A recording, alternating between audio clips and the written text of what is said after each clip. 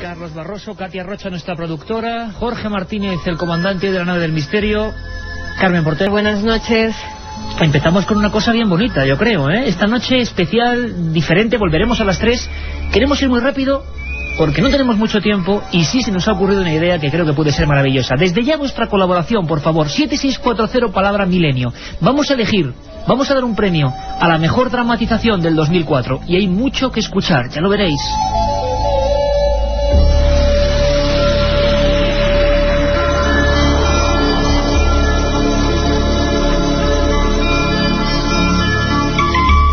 Con este tremendo temazo, Metallic Rain, casi 25 años tiene, del señor Vangelis, vamos a proponeros una cuestión importante. Carmen, hemos hecho muchas dramatizaciones, algunas históricas, otras de miedo, son momentos que pertenecen a la historia de este programa, y hoy también como homenaje a los actores, a productores, a los directores del equipo de producción de la cadena SER, que tantos buenos momentos y malos nos hacen pasar a través de los micrófonos, queremos que vosotros, interactivamente, en vivo, esta noche elijáis la mejor del año.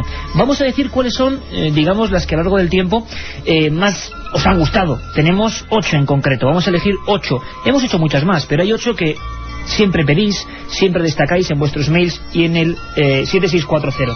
Así que 7640 palabra milenio desde ya, más o menos a menos cuarto pararemos las llamadas para dar y volver a escuchar esa dramatización, pero no os preocupéis, porque vamos a tener tiempo de recordar cada historia y por lo menos con mismo tiempo para todas vamos a darles 2 minutos para que, bueno, os sumerjáis en lo que fue cada una de ellas y podáis votar. Han sido muy diversas, muy diferentes y creo que muy bonitas. Por supuesto, un regalo que va a ser ese CD, doble CD, con todas las dramatizaciones de este 2004 que son de verdad dignas de hacernos soñar. Es la radio del misterio, la radio de la imaginación. Carmen, 7640, todo ya preparado, ¿no? Claro que sí, que todo preparado. 7640, palabra clave, milenio, espacio, y en este caso, decirnos cuál es la dramatización de 2004 que más os ha gustado. Como ha dicho Iker, vamos a ir poniendo trocitos, 2 minutos de cada una de ellas, y vosotros tenéis que votar. Y al final, la dramatización ganadora la emitiremos... de nuevo. Exactamente. Volverá al aire, Carmen, pero fíjate, Cristo...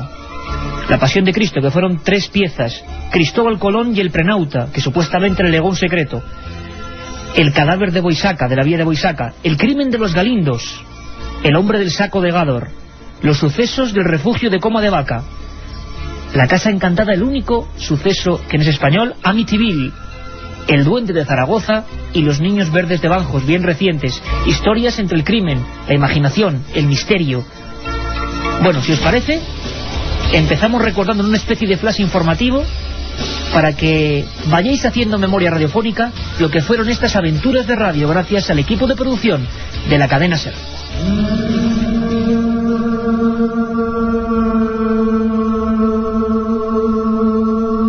Este hombre, ¿qué delito ha cometido? Engañar, hacer falsas curaciones, exorcizar sin permiso de los sumos sacerdotes, predicar para rameras y desheredados. ¿Le parece poco?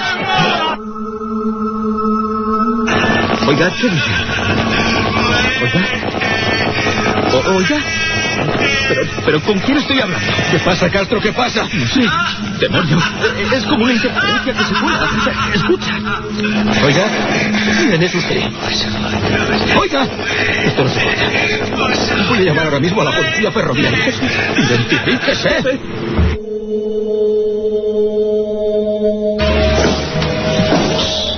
Escuche. ¿Lo oye? Esto sale de aquí. ¿Cómo es posible? La habitación está cerrada con llave, pero ahí dentro tiene que haber alguien. Espera, ya no se escucha nada.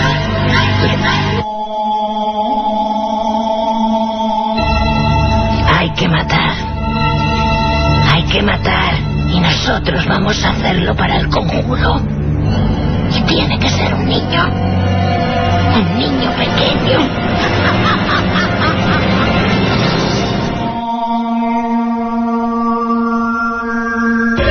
¿Estás oyendo eso, Ramón? Es un niño. Un niño perdido y suena muy cerca de aquí. Justo detrás de la casa. Vamos.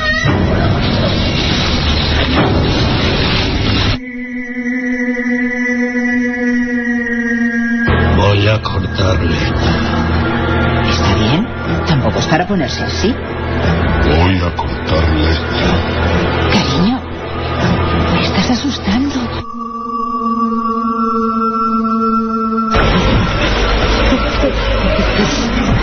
Soy yo. ¿Por qué tanta policía? ¡Qué cobardía! ¡Soy yo! No tiene pulso. ¡Llamen al hospital! ¡Vais a morir!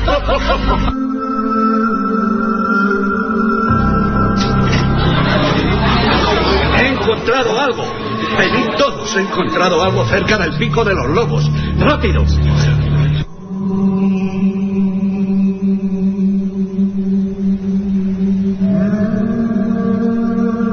La otra realidad. Milenio 3.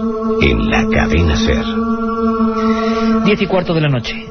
Escuchábamos diversos fragmentos de esas dramatizaciones, de ese teatro en el aire que muchas madrugadas nos pone los pelos de punta o nos enseña nuevas cosas, del equipo de producción de la cadena SER, con todos los magníficos autores, productores, directores. Jesús de Nazaret, fueron 3 piezas, Colón, El niño de Boisaca, El crimen de los Galindos, El hombre del saco de Gádor, Los sucesos de Coma de Vaca, Amityville en Estados Unidos, Duende de Zaragoza y Niños verdes de Bangos. De vosotros depende elegir 7640 palabra milenio, cuál ha sido la mejor y volver a recordarla, volver a sumergirnos en su magia. ¿Qué está comentando la gente ahora mismo, Carmen? Pues todavía está muy así la cosa, está muy igualada. Miguel nos dice que para él la de la Pasión de Cristo, que le emocionó mucho, aunque todas fueron muy buenas. Para Javi de Ciudad Real, sin duda, El cadáver de Boisaca, toda una noche sin dormir, qué mal, nos dice. Por supuesto, el de Coma de Vaca, me lo hizo pasar fatal, quisiera saber dónde es, nos dice Javi de Ibacuo. Alberto de Orihuela, para mí la mejor ha sido la del hombre del saco. La mejor dramatización, El duende de Zaragoza, nos dicen José Antonio y Abel desde Málaga. Voto por los sucesos del refugio, todavía tengo la carne de gallina. Bueno, Carmen, seguimos esperando. Ahora vendrá dentro de unos minutillos Katia para contarnos cómo van más o menos los votos, los porcentajes, cuáles están destacadas, oro, plata y bronce, por ejemplo. Pero vamos a ir recordando La Pasión de Cristo. La hacíamos en la Semana Santa pasada, 2004. Fue uno de los trabajos, 27 minutos de dramatización separados en 3 bloques. Además coincidía, Carmen, con la época de la película de Mel Gibson. Fue un momento muy sensible, mucha gente lloró con esta dramatización de los actores del equipo de producción, siempre dirigida por Mariano Revilla, a la técnica casi siempre nuestro compañero Juan Antonio Merallo, y guiones pues de este que os habla, Iker Jiménez, excepto en Amityville, que fue un guión de Carlos Barroso. Carmen, hubo un montón de curiosidades además en torno a esa película que hicieron que la gente estuviera muy pendiente, ¿no? Sí, esa película que además retrataba las 12 horas de la vida de Jesucristo, las 12 últimas horas. Allí Caviezel, que era el personaje que hacía de Jesucristo, interpretaba a Jesús, pues se encontraba rodando cerca de Roma una de las escenas cuando un rayo le alcanzó en la cabeza. También al asistente de dirección, a Jean Michelin. El productor de la película dijo que él fue testigo de todo y que a Caviezel, cuando le miraba, es que aún le salía humo por las orejas. Bueno, un montón de accidentes y también cosas buenas, porque hubo enfermos que se curaron de las enfermedades, según dijeron, gracias a la película. Qué curioso. Mucha gente cuando escucha las dramatizaciones de Milenio 3 se cree que son películas, y no me extraña. Vamos a recordar, empezamos ya poniéndoos paso a paso para que podáis votar. Tenemos media hora más o menos para después escuchar la ganadora. ¿Cómo fue, Carmen, La Pasión de Jesús de Nazaret?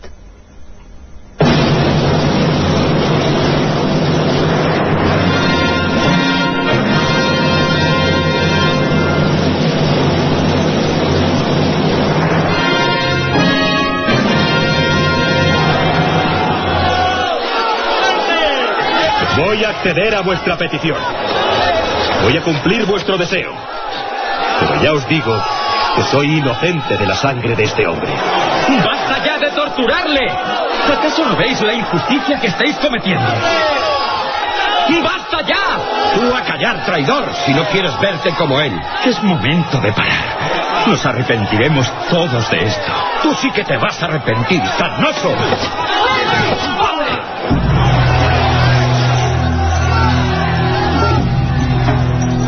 Poncio Pilatos temía aquel día una rebelión, una sublevación de los más humildes. Sabía que los milagros de este hombre llamado Jesús de Nazaret fascinaban a una porción importante del pueblo. Había peligro de una seria revuelta. Parecía firme desde su estrado, pero en el interior de su mente todo eran dudas. Aquel hombre de 33 años no había cometido ningún delito según la ley romana. Consejero, hay que calmar a la plebe como sea. Dígame algo. No sé cómo obrar con esta jauría. Permítame servirle un poco más de este vino, que es verdadera ambrosía. Pues ya sabe cuál debe ser el proceder. La gente quiere que se alcen las cruces en el monte de la Calavera. Y yo que le conozco, sé que solo eso le saciará. Pero este hombre, ¿qué delito ha cometido? Engañar, hacer falsas curaciones, exorcizar sin permiso de los sumos sacerdotes, predicar para rameras y desheredados. ¿Le parece poco? Solo la crucifixión puede mantener. Un viaje en busca del misterio. Milenio 3. En la SER. Ya lo saben, Jorge Martínez, en el nombre del misterio, poniendo ahora dando una larga cambiada, como diría el maestro Molés. Katia Rocha, estás por aquí con los primeros votos. ¿Cómo va la cosa? Pues un montón de votos. Parece ser que la gente se está animando y nos está enviando, pues eso, cuál es su dramatización favorita. Las que van en cabeza y empatadas son La Pasión de Cristo y El Duende de Zaragoza. Pasión de Cristo, Duende de Zaragoza. Los mismos votos, ya es casualidad. Y en segundo lugar, el crimen de Boisaca, el cadáver, sí, el cadáver de Boisaca, exactamente. Y luego en tercer lugar, pues están ahí empatadas El Hombre del Saco, El Encuentro en Coma de Tenemos Vacas. ese dato. Katia, 7640 palabra milenio. Vamos a ver si dentro de 10 minutos han cambiado las tornas según vayan escuchando nuestros amigos. Voy a hacer más palitos. Las dramatizaciones. Venga, Katia, vamos allá. Y vamos, si te parece ahora, Carmen, rápidamente con otra de las históricas, porque hay históricas y hay más de miedo. Vamos a recordar a Cristóbal Colón y aquel prenauta, Alonso Sánchez de Huelva, ¿verdad? Al parecer Alonso Sánchez de Huelva era un marino que era natural de la villa de Huelva, en el condado de Niebla. Tenía un navío pequeño, con él iba de España a las Islas Canarias y algunas veces también a la isla de Madeira. En uno de esos viajes le sorprendió una gran tormenta y al parecer, no saben cómo, el mar les llevó hasta lo que podría ser Santo Domingo. Allí cogieron algunos víveres y después de varios días en los que Alonso escribió en su diario pues todo lo que iba viendo de ese nuevo mundo, decidieron volver, cogieron su navío, no sabían cómo llegar. Naufragaron. Exactamente. Y ¿a qué no sabes quién le recogió? Colón. Al parecer, Colón. Y según muchos historiadores, el prenauta Alonso Sánchez de Huelva le facilitó unos documentos a Cristóbal Colón, unos mapas donde le decían dónde se encontraba ese nuevo mundo. Pero esto no lo dice Carmen Porter, lo dicen muchos historiadores como Fernández Álvarez, que estuvo aquí con nosotros, lo dicen los más importantes americanistas de la historia como Juan Manzano y Manzano. Llegó un cadáver que tenía un secreto, un moribundo que había estado en otro mundo, y Colón guardó bien ese secreto. Es una historia curiosísima que quisimos reproducir con el equipo de producción de la cadena SER. Ahí van los minutos de El prenauta, el secreto de Colón. Riquezas. A una parte desconocida del inmenso continente asiático que ya intuyó Marco Polo. ¡Don Cristóbal! ¡Don Cristóbal, tiene que venir! Una barcaza se ha estampado contra el espigón. Hay varios muertos. ¡Rápido, don Cristóbal! Apenas había comenzado el mes de marzo de 1479, cuando un accidente aparentemente fortuito iba a cambiar de raíz la vida de Colón, y quién sabe si de la propia historia de la humanidad. Por favor, no puedo hacerlo solo. Ayudadme con el herido. Cuidado al cogerlo. Sí, no. Tranquilícese. Dios, tiene la pierna troncada con el madera. A ver, tiren por aquí. Pero mucho cuidado. Por aquí. Ten un poco en la cabeza. Con cuidado. Vamos, poco a poco. Era el único superviviente de aquella embarcación que también venía arrastrada desde el oeste. Quizá por esa circunstancia, el almirante asistió intrigado y en silencio a la escena. El doctor y un grupo de muchachos arrastraron hasta la orilla a un hombre barbado, vestido con una especie de túnica de lino blanco.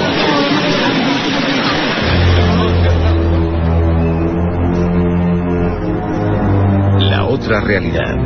Fenómenos extraños.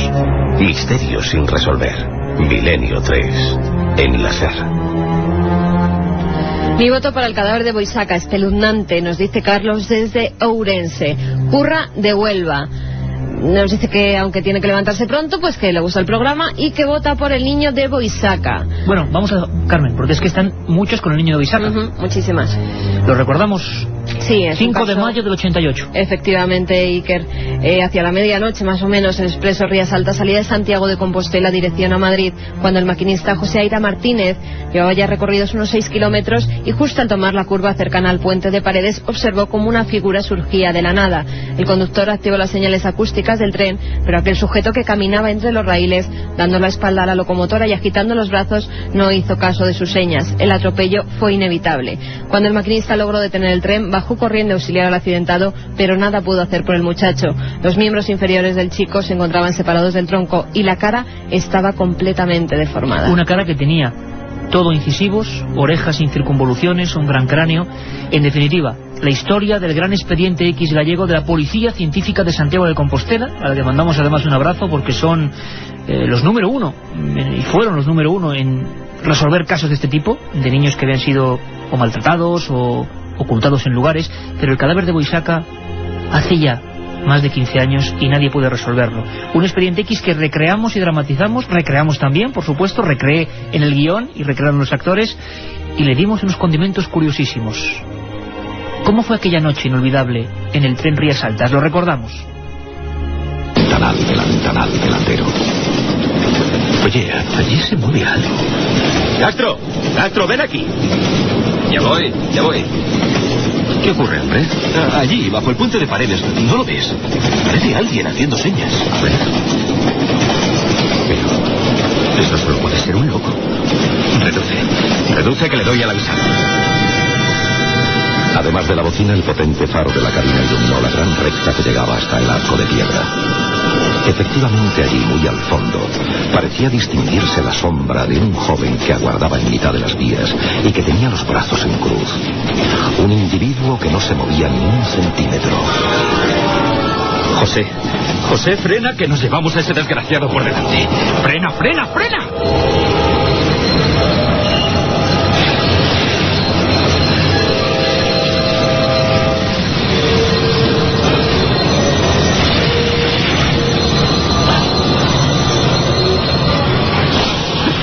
Válgame Dios, si estaba aquí mismo. Pero tú lo has visto como yo. Lo has visto con tus ojos, ¿no? Sí, claro que lo he visto. No ha sido una alucinación. Era como un niño. Estaba aquí mismo. Dios santo. Mira, voy a coger la linterna y voy a bajar a echar un vistazo. No, Castro, no, ni se te ocurra. Allí atrás no puede haber nadie. Anda, vámonos de aquí. Vámonos, que presiento algo malo. Tranquilo. Igual es que se ha echado encima del tren. No. Allí estaba la historia de Boisaca, que luego se complicó muchísimo, que luego fue realmente inquietante con esas voces de vosotros muerte que escuchábamos en el primer flash. Sería un crimen célebre, un crimen real, rotundo, es el de los Galindos, que también dramatizamos y que hemos llegado a repetir en alguna ocasión porque fue de las que más ha impresionado a la gente. El 22 de julio de 1975 fueron hallados 5 cadáveres, 2 mujeres y 3 hombres en la finca Los Galindos, en el término municipal sevillano de Paradas. El crimen nunca fue resuelto, aunque se aportaron diversas hipótesis, pero ninguna de ellas sí que se pudieron demostrar. Dijeron que podía ser un ajuste de cuentas a causa de un tema de drogas, según a escritores como Alfonso Grosso, por ejemplo. El jefe de Brigada Criminal de Sevilla, José González, apuntó a la posibilidad de que el tractorista matara al capataz, a su esposa y al otro tractorista por un antiguo resentimiento. Se habló de sectas, se habló de extrañas agrupaciones. Es el crimen impune más importante de la historia de España. 5 cadáveres, no hay huellas. El cortijo de los Galindos para mucha gente en Sevilla sigue estando prácticamente maldito por esta historia, pura criminología. Y se hizo una película. Los invitados. Y nosotros quisimos ponernos en el pellejo, gracias a todos los actores que, por cierto, enviamos en este 2005 un abrazo muy grande a ese gran actor que se fue y que seguro que está escuchándonos, que es Rafael Herrero Mingorance, del equipo de producción de la cadena SER. Nos quisimos poner en el pellejo de esos guardias civiles que entraban y se encontraban una auténtica casa del horror, una casa donde todo era una auténtica pesadilla, cadáveres por todos los lados, con la cara deformada, gente quemándose, reducida al tamaño de muñecos. Ocurrió en España, año 75, y lo recreamos así.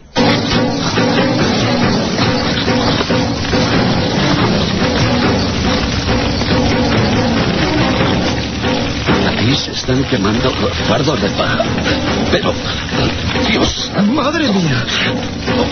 ¡Dios mío! ¡Es insoportable! José González, tractorista de 27 años y su esposa embarazada, Asunción Peralta, se carbonizan. No tienen ya facciones. Las llamas les han borrado la nariz y las orejas. Son dos formas que dan aún la impresión de moverse al desgajarse las articulaciones. El poder del fuego los ha reducido al tamaño de muñecos. Coja esa banda. Coja esa banda, cabrón, y ayúdeme. ¡Comandante! Son el José y su mujer. Mira el collar de ella. Dios mío, ¿pero quién ha hecho esto? ¿Quién?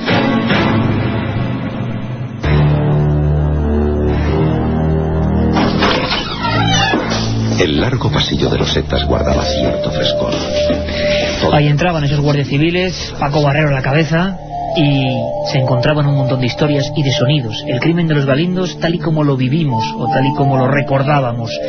Seguir votando, 7640, palabra clave milenio, en esta especie de pequeña Eurovisión de la dramatización en radio que se nos ha ocurrido por vez primera y que creemos que puede ser, pues, muy interesante.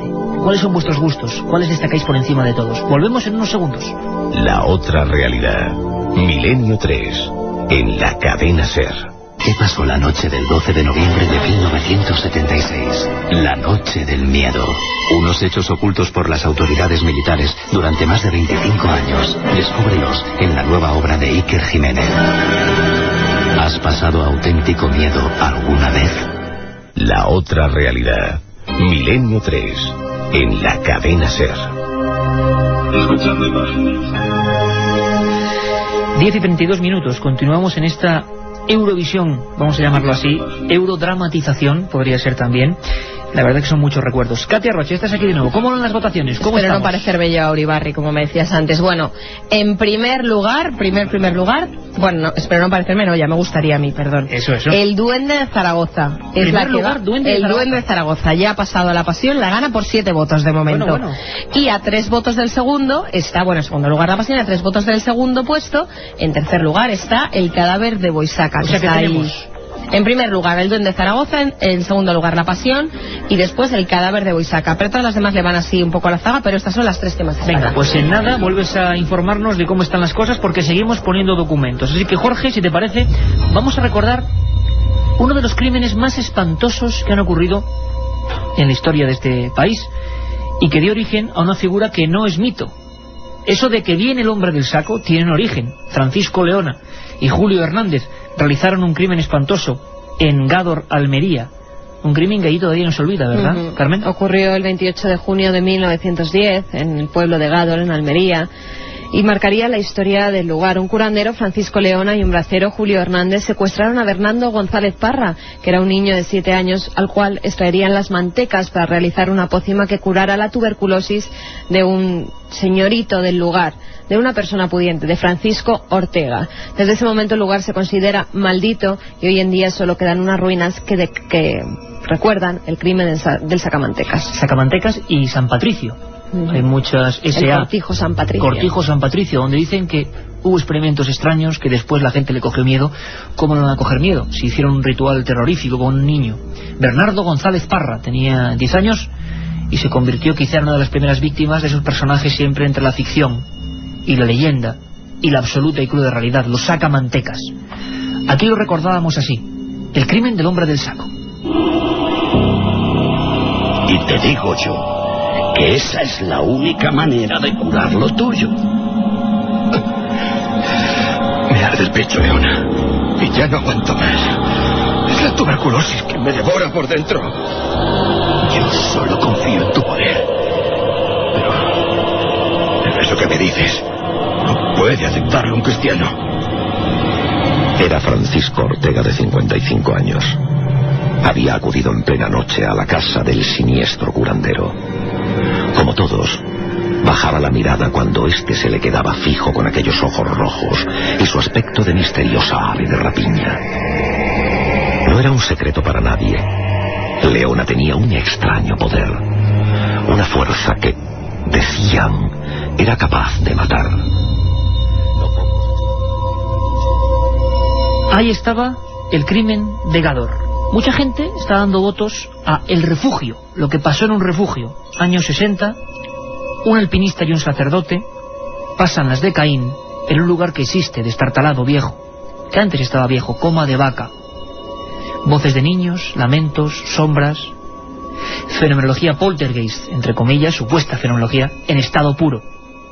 Así nos lo contó el equipo de producción.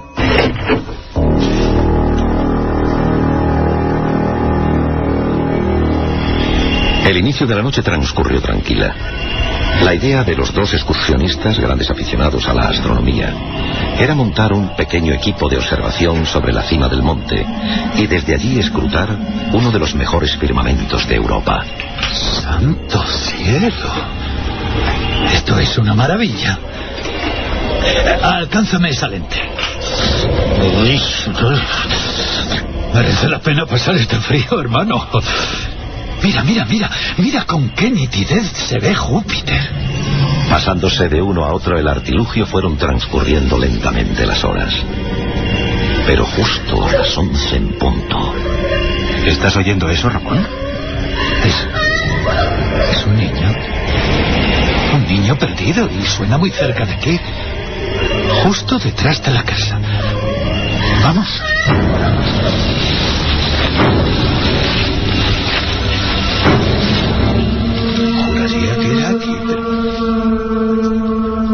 Vamos con mensajes a ese 7640, ya sabéis, palabra clave Milenio. Sorteamos todas las dramatizaciones que se han emitido en Milenio 3 en este pasado año 2004. Gabriel desde Zaragoza, mi voto para el Duende de Zaragoza. Impresiona que cosas así pasen a pocos cientos de metros de casa. Opto por los crímenes de los Galindos, me impactó enormemente la atrocidad, nos dice Carlos desde Elche. Íñigo desde Navarra, yo voto por el crimen de los Galindos, fue toda una obra de arte, para mi gusto la mejor, sobrecogedora. Nos lo escribe desde las Bárdenas, o Bardenas, que nunca sé cómo se dice. Debo de ser masoca, Boisaca sin duda, la mejor de todas. Un saludo desde Palencia, nos dice Alberto. Mi voto para el caso del cadáver de Boisaca porque parece bastante intrigante y no la pude escuchar en su día. Me encanta la historia y voto por Colón y el Prenauta, nos dice Ricardo desde Silla, Valencia. O sea que vemos una amplia disparidad de opiniones, caracteres, gustos, como debe ser, como siempre debe ser. Quizá volvamos sobre esta idea porque nos está gustando que vosotros, interactivamente, en vivo, ya sabéis que Milenio 3 siempre es en vivo, seáis los que, modifiquéis el programa, porque al final escucharemos lo que vosotros habéis elegido en tiempo real. Amityville, la única dramatización que salió de nuestras fronteras. Un crimen terrible, 4 personas muertas a causa de un fusil y de un hombre perturbado, y luego extraños fenómenos vividos o sufridos por la familia Lutz. Vamos a recordarlo.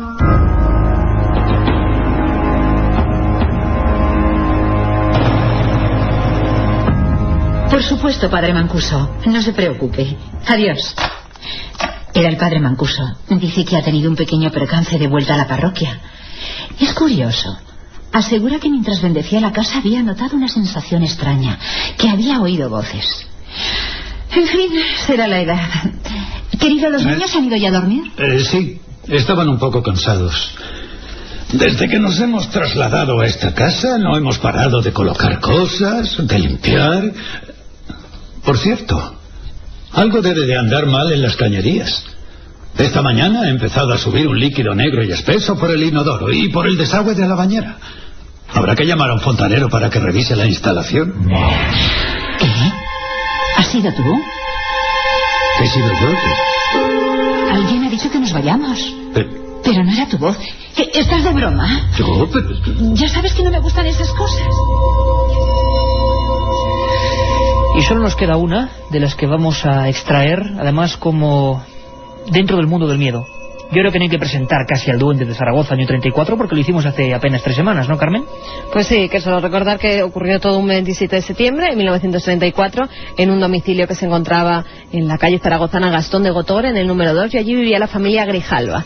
Comenzaron a oírse una serie de palabras extrañas que no sabían de dónde surgía. Intervinieron todas las fuerzas policiales y al final la voz se fue. Nadie supo de dónde provenía aquel extraño duende, que es como le llamaron. Bueno, y que salió en la portada de The Times, ni más ni menos. Estuvimos aquí incluso con supervivientes de aquella historia, que periodísticamente fue increíble.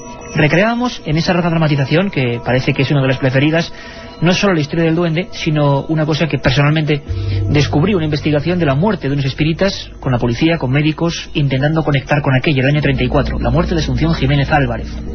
Lo recreamos así. Ya está cerca. ¿Qué es?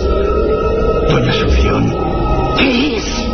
El doctor, como el resto de los presentes, incluido el jefe de la Brigada de Investigación Criminal desplazado desde Madrid, miraban asombrados a una mujer aparentemente dormida. Todo permanecía a oscuras, y aquella escena digna de otro tiempo se desarrollaba en total secreto. De pronto, sonaron unos golpes que hicieron retumbar las paredes. ¡Quietos! ¡Quietos, por favor! No saquen sus pistolas. Permanezcan agazapados, cada uno en su sitio. Por favor. Este experimento es muy importante. Y esto puede ser algún tipo de comunicación. ¡Es maligno! ¡Es algo maligno! ¡Está aquí! ¡Está aquí! ¿Cómo dice? Doña Asunción, ¿quién está aquí? ¿Se trata del duende? ¡Es maligno! ¡Está aquí! ¡Está aquí! ¡Para traernos! ¡Muerte! Está sufriendo una renta. ¡Pida auxilio! ¡Despierte! ¡Asunción, despierte! Encienda la luz y traigan un vaso de agua y una toalla, por favor. Está muy mal. Asunción agonizaba en su extraño sueño. Su orondo rostro se había arrugado como si repentinamente hubiese envejecido 50 años. La risa era rígida y los ojos, como dos huevos, parecían querer salirse de las órbitas, sin rastro de pupila, completamente blancos. ¡Soy yo! ¿Para qué tanta policía? Un programa que se sumerge en el otro lado de la realidad. Milenio 3, con Iker Jiménez y todo su equipo en la SER. Madre mía, vaya momentos que nos hicieron pasar los actores del equipo de producción. Desde luego que esta idea daría para mucho más, porque hay muchas más dramatizaciones, pero es una primera aproximación. Premio del año 2004, Katia sigue sacando votos, pero decíamos que exactamente a menos 20 para volver a escucharla parábamos los relojes o los mensajes, aunque podéis seguir, por supuesto, participando en ese sorteo del CD que con todo cariño, doble CD, realizan los compañeros del equipo de producción con todos los documentos, que son muchos, ¿eh? Hemos hecho cerca de 13 o 14 dramatizaciones, algunas como las del día D, pero que son más históricas y que hoy queríamos sobre todo ahondar en el asunto del miedo, ese componente siempre indisoluble de lo que es la esencia de Milenio 3. Carmen, ¿podemos dar, te pasa Katia por línea interna, los ganadores en este momento? 22:44, experimento casi sociológico, ¿qué es lo que más le ha gustado a la gente? Aunque sabemos que no estamos con la audiencia quizá más fiel de los viernes y los domingos de estas recreaciones, y vamos a volver a vivirlas todos juntos. Pues hemos visto, Iker, que a la gente lo que le gusta es pasar miedo de verdad. Ha ganado el cadáver de Boisaca. El cadáver de Boisaca, que es una que hicimos a principios del 2003, en los primeros meses del 2003. Después, del 2004, por perdón, muy poquitos votos menos, el Duende de Zaragoza, que es muy reciente, y la Pasión de Cristo. Y la Pasión de Jesús de Nazaret. Sería oro, plata y bronce. Seguramente si dejáramos los votos habría cambios incluso, pero 40 minutos, sabemos que es muy poco tiempo, pero queríamos hacer este experimento con todos vosotros, porque como dijimos al despedir el 2004, lo decís vosotros, si ha habido algo bonito, creo yo, en este programa, es la interacción constante con cada uno de los oyentes. Bueno, pues yo creo que no hay más que decir. Si don Jorge Martínez tiene esa historia ocurrida 5 de mayo del 88, un tren y un cadáver sin nombre, sin identificar, vamos con ella, vamos con ella.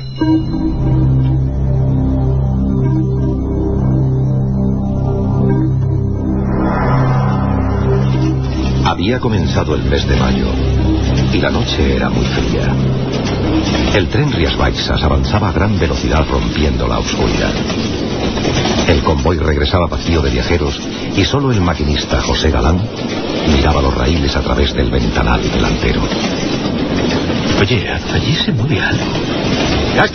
¡Castro, ven aquí! Ya voy. ¿Qué ocurre, hombre? Allí, bajo el puente de Paredes. ¿No lo ves? Parece alguien haciendo señas. A ver. Pero eso solo puede ser un loco. Reduce que le doy al avisar.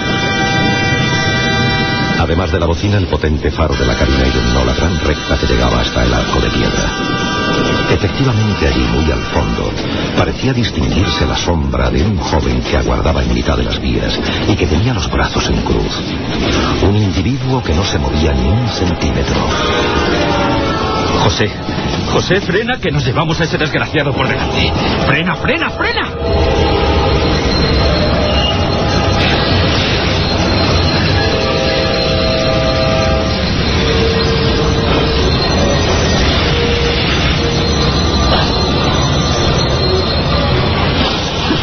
¡Válgame Dios! ¡Si estaba aquí mismo! Pero tú lo has visto como yo. Lo has visto con tus ojos, ¿no? Sí, claro que lo he visto. No ha sido una alucinación. Era como un niño. Estaba aquí mismo. Dios santo. Mira, voy a coger la linterna y voy a bajar a echar un vistazo. No, Castro, no, ni se te ocurra. Allí atrás no puede haber nadie. Anda, vámonos de aquí. Vámonos, que presiento algo malo. Tranquilo. Igual es que se ha echado encima del tren y no... No. Este tío se ha esfumado antes de llegar. Y lo sabes como yo. Estaba en el centro de los raíles, en el centro mismo. Y lo estábamos enfocando. Dios mío, se ha borrado delante de mis ojos. Calma, por favor, calma. Tenemos que dar parte, sea lo que sea.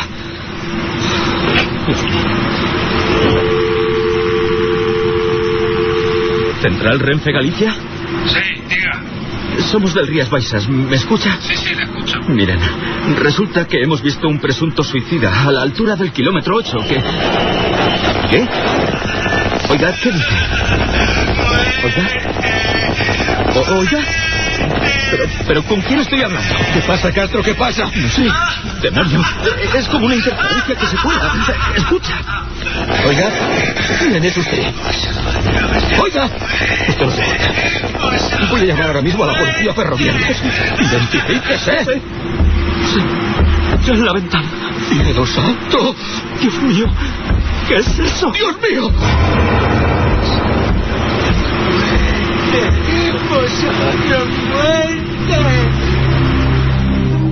Galán y Castro no volvieron a verse jamás después de aquel acontecimiento.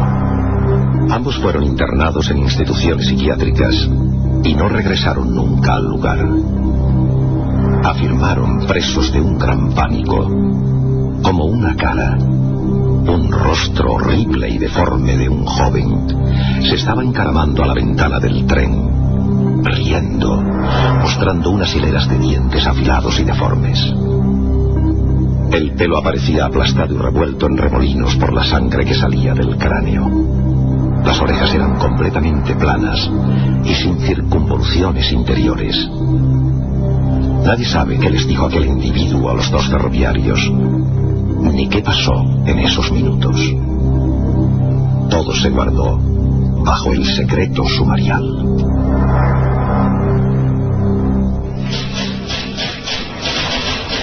Ocho años después, un guardia civil se interesó por el asunto al encontrar unas fotografías en la sección de cadáveres sin identificar de la provincia. Sí, estos son. El expediente, como ve, ocupó unos 600 folios. Mire estas fotos. Fue un caso sin solución. Nadie reclamó el cadáver. Seguramente se trataba de un suicida. El cadáver de un joven que no existe. Le seré franco, doctora. Algo no me encaja en estas declaraciones. ¿Usted asistió a la autopsia del atropellado? No, recuerdo que aquella noche llegó el cuerpo en una bolsa y que vinieron 3 militares a practicarla. Estaba partido en 2. Era un caso muy complicado, quizá no se fiaban de mí. Pero la verdad es que no se me permitió el paso. Estas imágenes son tan extrañas. ¿No se trataría de un niño salvaje? Esta mueca de dolor, estos dientes, ¿son todos incisivos? Efectivamente, una dentición completamente anómala. Se hizo un rastreo en profundidad, encabezado por el capitán de la policía científica, Gregorio Nozal, ¿lo recuerda? Descubrió que en esa recta hubo hace muchos años otras muertes misteriosas. Pero luego se retiró de la investigación. Y por cierto, mire esto. ¿Estas son las monedas que llevaba el cadáver? Sí, pero obsérvelas. El guardia civil quedó estupefacto. Aquel dinero ya no estaba en circulación desde hacía mucho tiempo. Eran piezas de los años 40 y habían aparecido en los bolsillos dentro del pantalón roído de un suicida, que además llevaba puestas unas zapatillas antiguas y una ropa que no parecía propia de esta época. Hay cosas que se me escapan. Ellos aseguraron haber visto aquella cara subiendo por la ventanilla. La describieron como algo vaporoso, inmaterial. Incluso aquí pone que hablaron con él. Pero, ¿por qué la transcripción de esa conversación falta en el informe? Bueno, con el paso del tiempo se han podido extraviar. Doctora, por el amor de Dios, ¿cómo es posible que le vieran si le acababan de pasar por encima con el tren? ¿Cómo iban a hablar con un muerto? Mire, le voy a ser sincera. A mí me dieron orden de guardar estos informes. La prensa quiso saber en su día dónde se enterró el cuerpo, que fue de los maquinistas, y me dejaron muy claro que no dijesen nada a nadie. Solo recuerdo que una noche lo llevaron al cementerio y lo enterraron en la tumba 7621.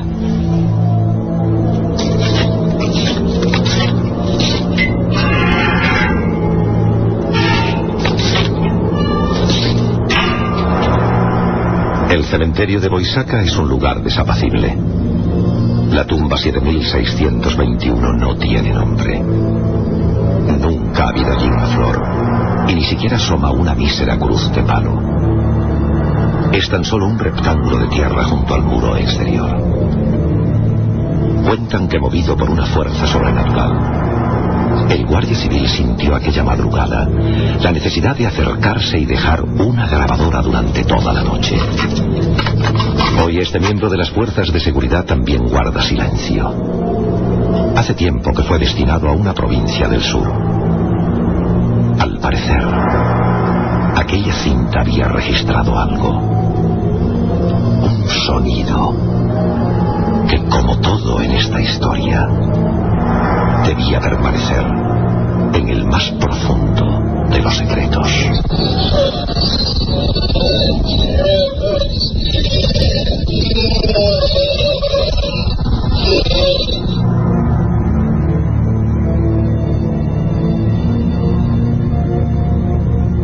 Un viaje en busca del misterio.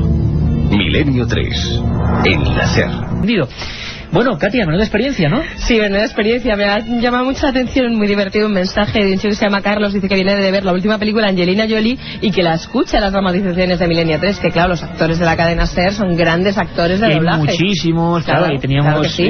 Rosa María Belda, esa voz femenina también, un montón de actores. Gente. Así que, al final, Boisaca se ha impuesto por la mínima al Duende de Zaragoza, que estaba muy reciente. El Duende de Zaragoza estaba en primera, pero en el último momento el cadáver de Boisaca recibió un montonazo de votos y ha quedado en primera posición, y después ahí empatadas estaban el Duende de Zaragoza y La Pasión, no empate en número de votos, pero más o menos ahí andaban. ¿Qué diferencia ha habido más o menos entre el ganador y...? Pues entre el ganador y el Duende de Zaragoza unos 10 votos, no te creas que mucho más. Entre el Duende de Zaragoza y La Pasión 2 votos solamente. Increíble la cantidad de votos en 40 minutos apenas al 7640. Muchas gracias, votos amigos. En una hora pasada.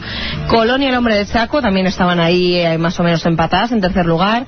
También El Crimen de los Galindos, El Encuentro en Coma de Vacas, Amityville, Los Niños Verdes. Todo, ¿no? Bueno, pues ahí estaban más o menos, pero cada uno tenía su votación. Eso sí, ha habido oyentes enfadados porque sus preferidas, como Normandía o La Cerillera, el cuento que emitimos en el día de Nochebuena, pues no estaban, pero bueno, cada eran uno otro tipo, ¿no? Eran otro tipo de cosas, no quizá la dramatización pura y dura, criminológica o misteriosa, que por supuesto, y hay que decirlo porque sé que hay mucha gente en los coches, espero que no en atascos, pero sí viajando, y que no es oyente fiel.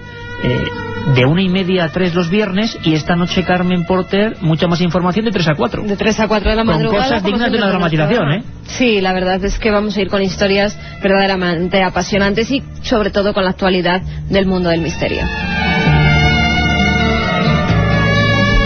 Y lo que sí hay que decir y hay que comentar es que hay unos ganadores, ¿no, Katia? Los ganadores. ¿De esos tres? Mar de Astorga nos decía, a lo mejor los actores, los técnicos y los guionistas. La que más me gustó fue la de Colón. Es increíble tener todo esto y gratis. Que por cierto, una cosa, Katia, para quien no se acuerde o no oyó ese programa en concreto, no lo escuchó, Alonso Sánchez de Huelva, para que vean cómo son las dramatizaciones, hay un parque en Huelva que se llama Alonso Sánchez de Huelva con su estatua. Es decir, un colegio. Sí, es una especie de mito que está ahí. ¿Quién es ese tipo? ¿Qué le dijo a Colón? ¿Por qué los libros o muchos libros no hablan de él? ¿Por qué no nos lo enseñan? Bueno, es curioso cuando menos. Carlos Panero de Logroño es el segundo ganador. Dice, no soy creyente, pero la pasión me hizo llorar. Es la que más me gustó. Nacho y Luis son dos amigos de Barcelona y nos decían que para ellos el cadáver de Boisaca. Miedo, mucho miedo. Muerte, decía el cadáver de Boisaca, supuestamente.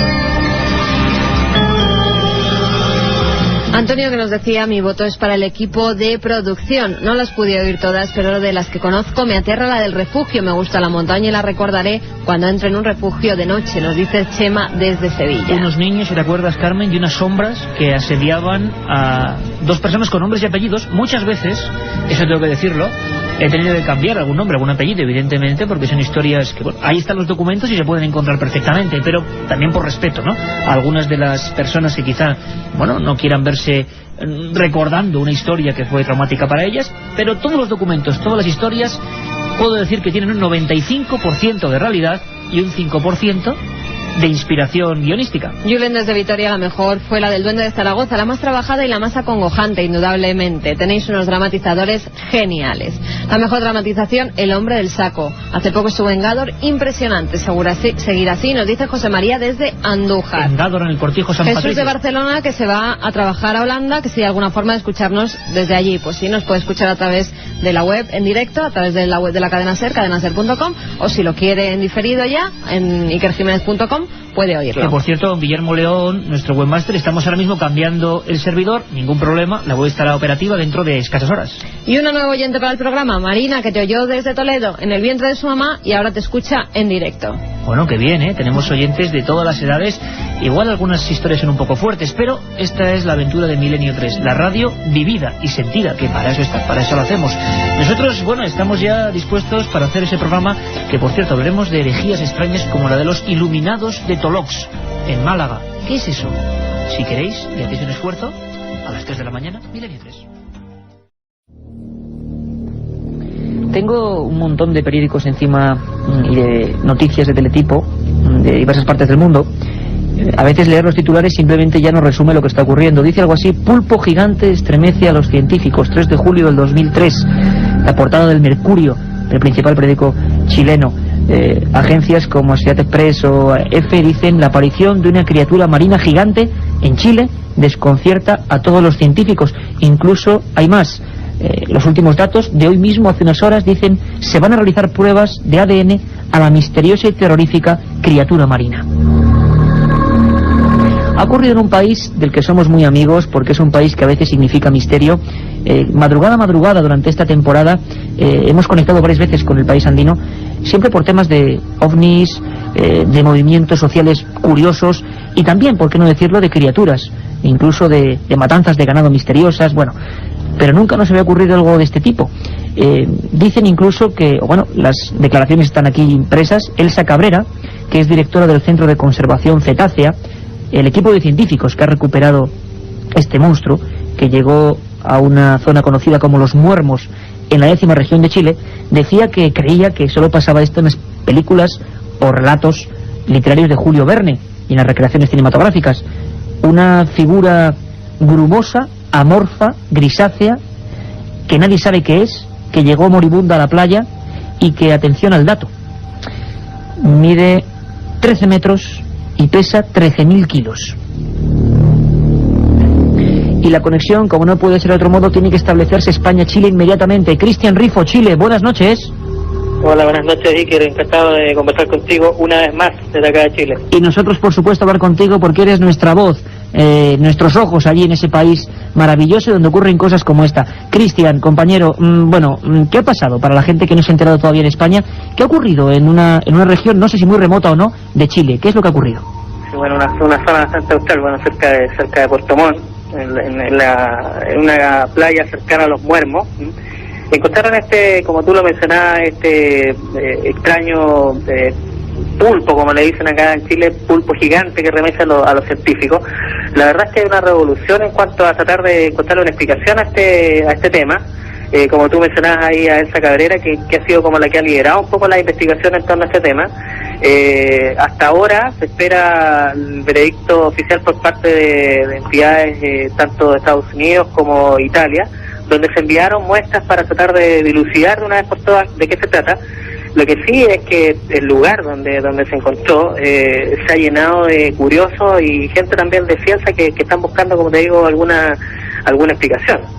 A estas alturas, Cristian, desde allí, desde Chile, esta criatura está en proceso de descomposición, imagino, estaba ya deteriorada, pero ¿sigue allí o se ha transportado a algún lugar? ¿Se sabe algo o hay secretismo en torno a esta historia?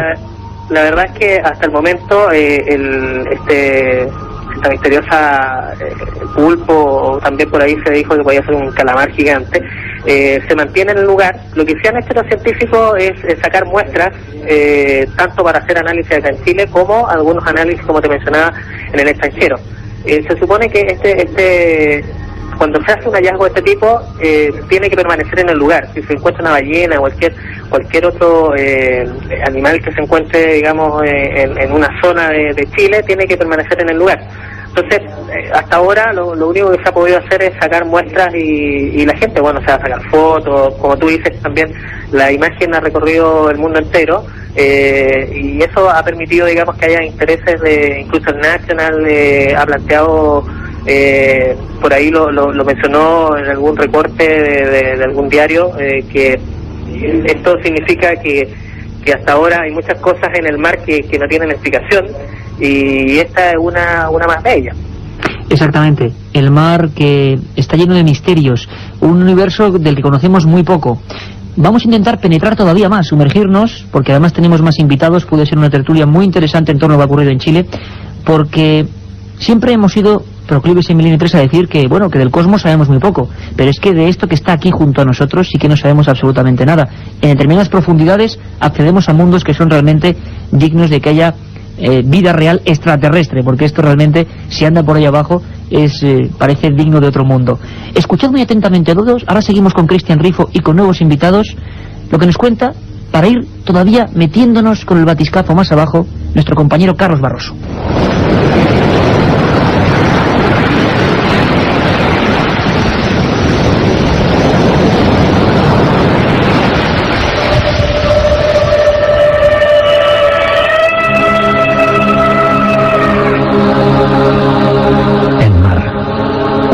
Frío e inexplorado nos arroja de vez en cuando sorpresas llenas de misterio.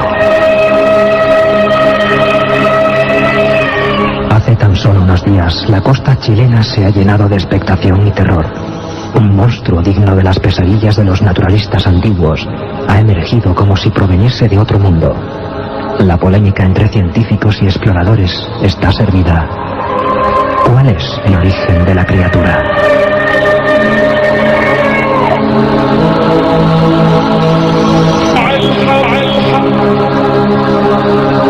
La otra realidad. Milenio 3. En la cadena SER.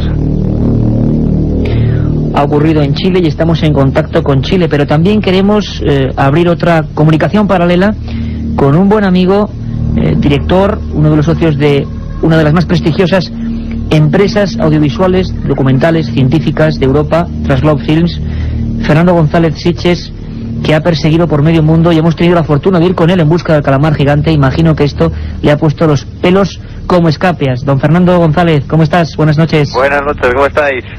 ¿Cómo siente un auténtico aventurero? Eres de los últimos aventureros con ese espíritu, lo digo yo siempre, capaz de embarcarse en las historias en las que ya no desembarca por ese anhelo de descubrir. ¿Cómo se te queda el cuerpo cuando oyes a nuestro compañero Cristian Rifo allí en lugar de la noticia hablando de este monstruo, Fernando? Pues hombre, a mí lo primero que me siento es una casi insana envidia, porque me encantaría estar allí, pero es que además desde que ha surgido la noticia yo estoy entusiasmado porque esto va a desvelar por fin uno de los grandes enigmas de la criptozoología, que es el famoso pulpo gigante que llevamos desde finales del 19 con un caso exactamente igual que este, que sucedió en el 30 de noviembre del 1896, quiero recordar, y fue exactamente lo mismo en Florida, Lo que pasa es que todavía entonces no se podían hacer los análisis que se van a poder hacer ahora, porque si no me han informado mal, hay muestras ya de tejido que están pensando mandarse a Italia, a Inglaterra, a los científicos chilenos, en fin, que va a desvelar. Y la historia de este variamiento que hubo en Florida, que es apasionante, porque lo descubren dos ciclistas, te resumo así muy rápido. Sí, por supuesto, Fernando. Lo descubren por la mañana dos ciclistas, una masa también igual que esta, enorme, gigantesca, llena de arena en una playa. Avisan a un instituto de ciencias que había ahí en San Agustín, cerca de esta playa, a un físico, que es el doctor DeWitt Webb, que quedó ya en los anales de la criptozoología. Y este doctor Webb, que era físico, no tenía tampoco mucha idea, se da cuenta de que allí tiene un monstruo extraño del mar y se comunica con un doctor, un tal Beryl, que es un zoólogo de la Universidad de Yale, y este es uno de esos zoólogos, de estos científicos que muchas veces tú y yo hemos hablado, que eran más de bata que de bota, y entonces no va hasta allí. Entonces, imagínate que como científico te avisan de algo parecido a esto, inmediatamente... Imperdonable. Claro, te tienes que ir inmediatamente a verlo. Él al principio no se lo cree, luego se emociona por los datos que le está dando Webb por teléfono, y entonces incluso le llega a bautizar, le llama Octopus Giganteus Beryl, le pone su nombre incluso. Este doctor, este físico que lo había descubierto, de todas formas ve que Beryl, pues sí le pone el nombre, pero no toma mucho interés, y sigue intentando que la comunidad científica se interese por esa masa enorme, porque él realmente quiere saber qué es. Entonces ya ha pasado casi un mes, él se va allí, coge 4 caballos, 6 hombres, un montón de cuerdas, intenta cuartear aquella masa y empezar a mandar a distintos científicos del país. Estamos hablando de 1897, con las dificultades que tenían de transporte, conservación y demás. Y consigue hablar también con un doctor, que es el doctor Dahl, del Museo Nacional de Washington, de la Smithsonian, al que le manda un montón de muestras de tejido. Este doctor dice que él no se cree nada de esto, que esto es una masa de grasa de la cabeza de un cachalote, que es un poco lo que están diciendo ahora mismo algunos científicos también.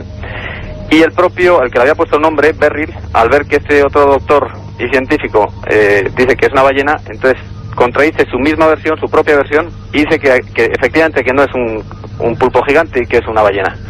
Entonces se crea allí, se queda un poco en suspenso todo esto, y casi, pues fíjate, en 1971, o sea, 70 años después, un grupo de biólogos, un tal Wood y un tal Genaro, investigan las muestras que todavía se conservaban en la Smithsonian. Que todavía estaban allí. Y estaban allí, conservadas pues con la conservación de la época, pero hacen un estudio y dicen que efectivamente las muestras que tienen allí son de un pulpo gigantesco. Los datos que tenemos aquí, Fernando, de ese pulpo gigante, esa especie extrañísima, dicen, al menos lo que hemos recogido, que puede superar los 9 metros y los 270 kilos. Se habla también de que en Japón se encontraron algunas muestras de 9,6 metros y 270 kilos, claro, muy lejos de los 13.000 kilos. Cristian Rifo, desde Chile, compañero, ¿cuál sería la fotografía para que la gente intente verlo con tus ojos? Yo sé que es difícil porque es una masa muy amorfa, pero se distingue una especie de cabeza por las fotografías que hemos visto, es de un color así como grisáceo, ¿se ven parte de los tentáculos? ¿Sí, Cristian? Sí, ¿aló? Sí, la fotografía, como te digo, se aprecia algo bastante grisáceo, como tú dices, muy grande, cerca de 13 metros de largo, 5 metros de ancho y 1 metro de alto aproximadamente. 1 metro de alto. No sé.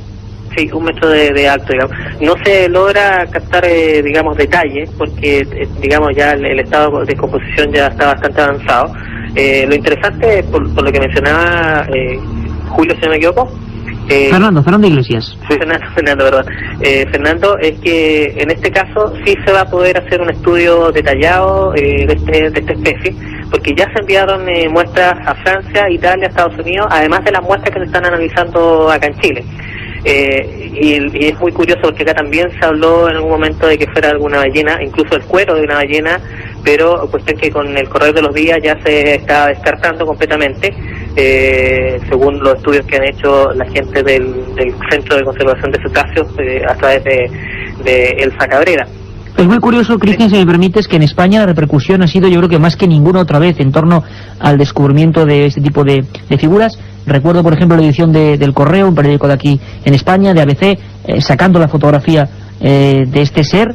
En Chile, ¿cómo ha sido, Cristian? Resumidamente, ¿cómo tu país ha vivido esto? Yo creo que la noticia más, digamos, fuerte surgió a nivel internacional, y luego los medios de comunicación chilenos han ido, digamos, colgando de la noticia. Incluso hoy el diario Las Últimas Noticias dedica un gran espacio, digamos, a analizar este tema.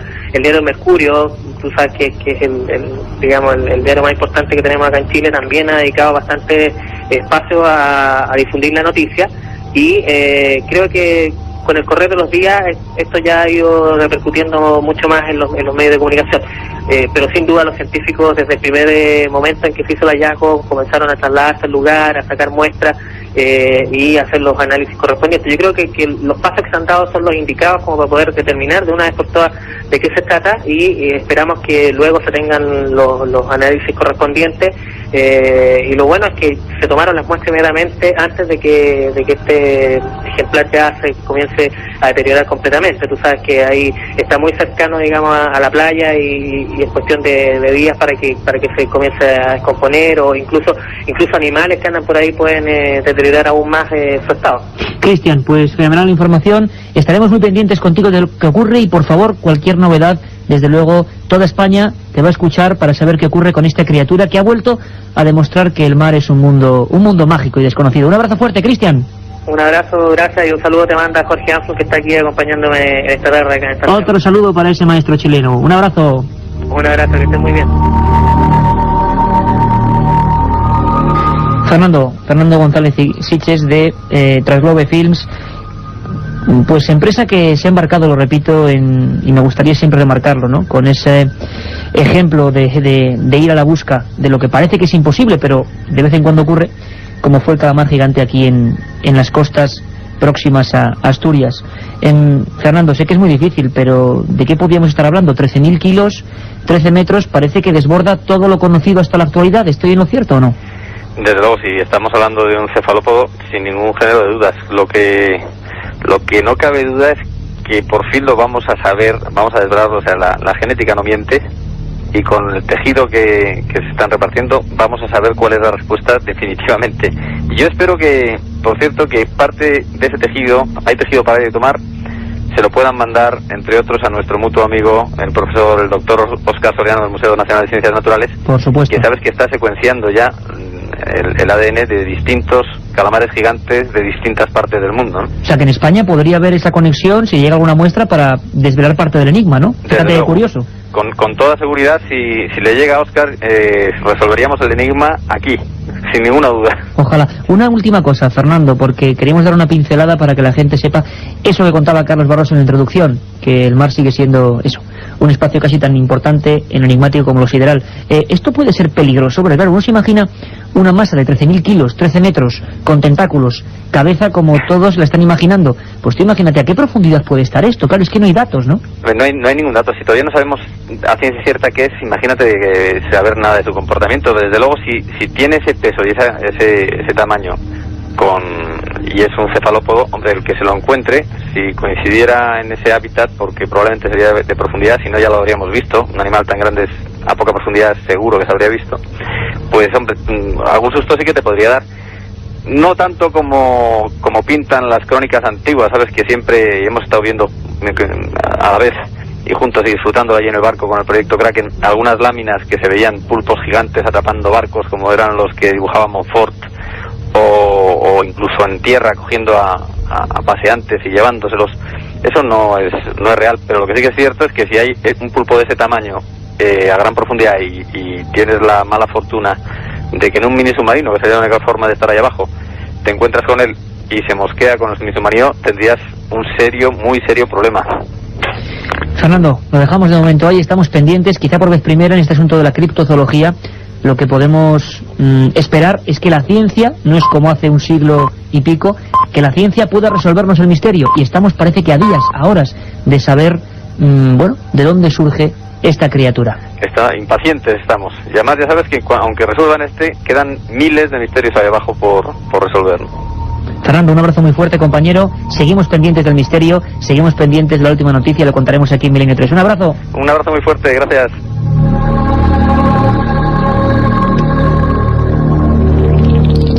La otra realidad. Milenio 3. En la cadena SER.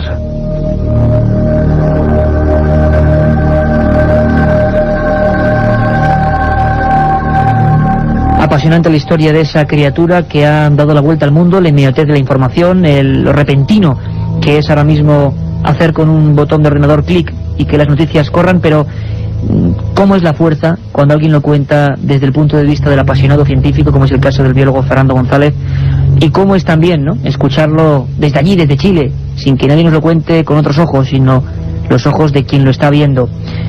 Vosotros sabéis que sois principales, ¿no? Para eso hacemos este programa, para eso lo elaboramos, para eso lo creamos. Y se repetían algunas preguntas. Una de ellas, para cambiar el rumbo, en larga cambiada, como diría el maestro Manolo Molés, era sobre el tema OVNI, siempre presente en este programa, que como veis se dedica a todo lo desconocido. Pasamos de la criptozoología a los misterios del espacio de un plumazo. Muchos habéis oído, incluso de generaciones de personas ya más mayores, aquello del libro azul. Estadounidenses, militares, secretos OVNI. ¿Qué ocurrió? ¿Qué es? Hay una sección que llamamos archivo secreto, que pretende que todos nos culturicemos, entre comillas, primero nosotros, eso desde luego, sabiendo qué ocurre con algunas cosas dignas del diccionario del misterio. El libro azul, ¿qué fue? ¿Quién lo hizo? ¿Mintió o fue verdad? ¿Afirmó que había ovnis o fue un bulo a nivel oficial y secreto? Vamos a descubrirlo.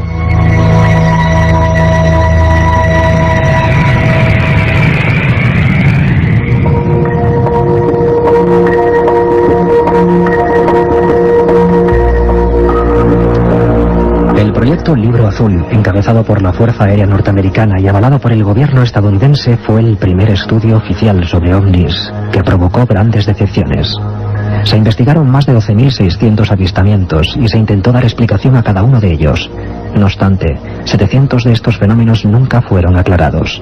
El proyecto Libro Azul comenzó a funcionar el 4 de abril de 1952 y recibió carpetazo definitivo 17 años más tarde, el 17 de diciembre de 1969.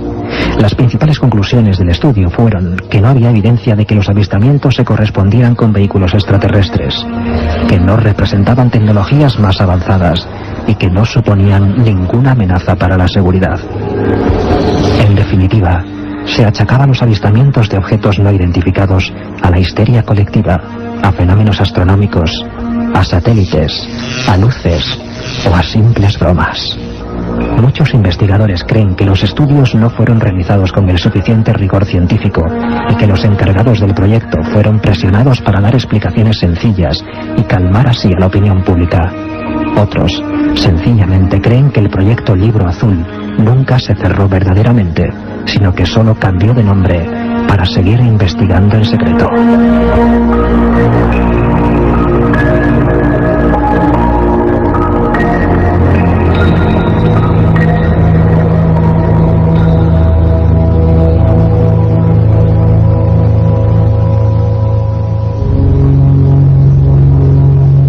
¿Qué es lo que pensáis vosotros cuando son las 10:34 de este primer sábado en la campaña de verano de Milenio 3?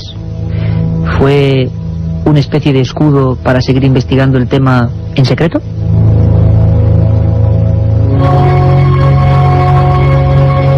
Secretos de otro tipo nos llevan de nuevo bajo el mar. No solo criaturas marinas llaman nuestra atención, sino extrañas construcciones. Debo decir, en honor a la verdad, que todavía está sin confirmar, pero en algunas agencias y a través de diversos medios internauticos ha aparecido la noticia, fechada hoy mismo, 5 de julio, hacia las 3 de la madrugada, y emitida en una primera instancia el día 4, del hallazgo de ciertos túneles, canales que parecen artificiales, entre Gibraltar y Cádiz. Esto traería a colación lo que muchos astroarqueólogos, arqueólogos a secas, egiptólogos, personas que se encargan de estudiar las antiguas civilizaciones, muchos de ellos llevan una batalla, conoceremos algunos de ellos en próximos programas, diciendo que precisamente ahí, en esa zona que ya describió Platón, donde estaba la Atlántida, la mítica Atlántida, para algunos no es cuestión de literatura, sino de realidad, nosotros dejamos simplemente puntos suspensivos, se establecía concretamente entre la región antigua de Gades y el Atlas. Ahora parece que se sigue investigando. Un investigador, o varios investigadores gaditanos, entre ellos un buen amigo de este programa, José Antonio Caravaca, llegó junto con nuestro corresponsal Luis Mariano a fotografiar a nivel de sonar, de radar, algunas de estas curvaturas casi cilíndricas en el fondo del mar. Y la polémica siempre ha seguido. Ahora ha salido ese teletipo y queremos saber qué es lo que ocurre. Javier Sierra, compañero, director de Más Allá. Buenas noches. Hola, buenas noches. Javier, ¿a ti qué te suena todo esto? Esta noticia que se ha difundido, pues, es lo que ocurre, ¿no?, con la velocidad que hoy en día tienen los medios internauticos y cibernéticos sobre el hallazgo de supuestos canales, dice el titular, entre Gibraltar y Cádiz. ¿Podemos hacerle caso o no? Bueno, yo creo que debemos de momento mantenerla en la nevera y observarla con detenimiento. Primero porque la noticia habla de científicos españoles sin decantarse por nombres o por una institución concreta. Es decir, es en ese sentido muy vago decir científicos españoles han descubierto canales artificiales en la zona que Platón decía que podía estar la Atlántida, o una de ellas, porque Platón hablaba de más allá de las columnas de Hércules. No obstante, hay varias cosas que creo que merecen consideración. Las primeras noticias hablan de métodos técnicos para, por ejemplo, establecer el relieve submarino de toda ese área en la que aparecen estos canales, que no es que diga que sean artificiales, sino que podrían haber sido utilizados para la navegación en la antigüedad. El hecho, como tú muy bien decías, no es nuevo. De hecho, hay varios precedentes de notables investigadores que han buscado restos de la Atlántida precisamente en esa zona de la geografía española. Te voy a citar dos que creo que son interesantes, ¿no?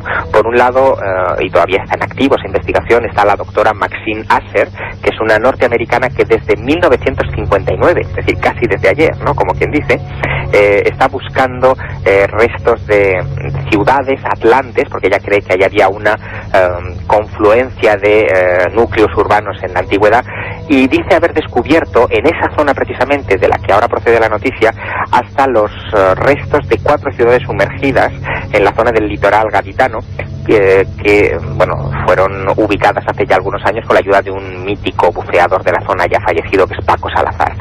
Y también hay otra investigación más antigua, de principios del siglo XX, muy fascinante, muy romántica, que nos remite a una súbdita norteamericana. Era la esposa del cónsul inglés en Sevilla, que se llamaba Elena María Widsow. Esta mujer, Elena María Widsow, publicó en 1928 un libro que se titulaba, y que nunca fue traducido al español, Atlantis in Spain, o perdón, Atlantis in Andalusia, la Atlántida en Andalucía, y decía que la Atlántida era poco más o menos que la civilización madre de la que bebió la civilización, la cultura tartésica, y que la ciudad de Niebla, en la provincia de Huelva, era el último vestigio de esa supercivilización que quedaba en tierra firme. O sea que de momento precaución, lógica. Sin embargo, la noticia, como tú bien dices, Javier, no es nueva. Recientemente también Luis Marino Fernández desde Cuba nos traía, al parecer, esos hallazgos asombrosos que están siendo analizados, esas supuestas estructuras pétreas bien cortadas en el fondo de las aguas cubanas. Paulina Zelinsky, la persona de Exploramar, antigua ingeniera de submarinos soviéticos, hablaba de, bueno, un hallazgo sensacional. Parece que el mar sigue, bueno, arrojando, como decimos, muchas incógnitas. Unas de ellas enfocan puntos muy concretos, y uno sería esta zona del estrecho entre Cádiz y Gibraltar. Javier, un abrazo fuerte, gracias por este resumen perfecto y sintético de lo que ha ocurrido. Seguiremos la noticia, como ocurre con el asunto del supuesto pulpo gigante de Chile, y veremos, yo creo que en espacio de horas, si la noticia va para arriba o se viene abajo. Un abrazo fuerte, compañero. Otro para ti. Hasta pronto.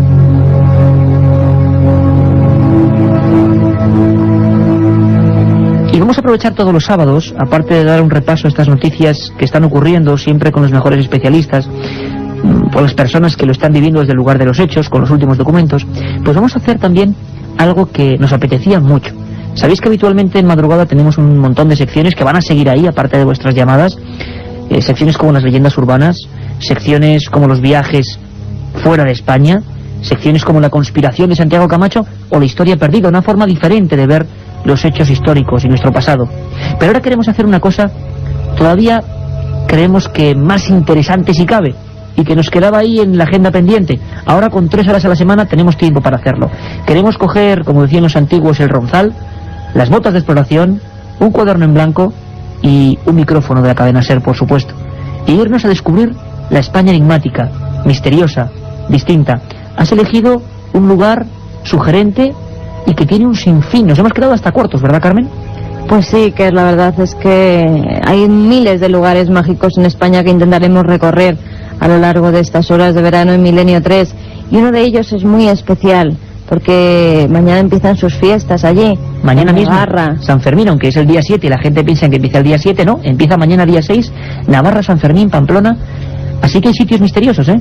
Por Pero allí. muy misteriosos, y que pues todos aquellos amigos que anden por la zona o que después de oír estas informaciones, este reportaje, quieran viajar hasta allí, que lo hagan porque se van a encontrar con cosas realmente espectaculares.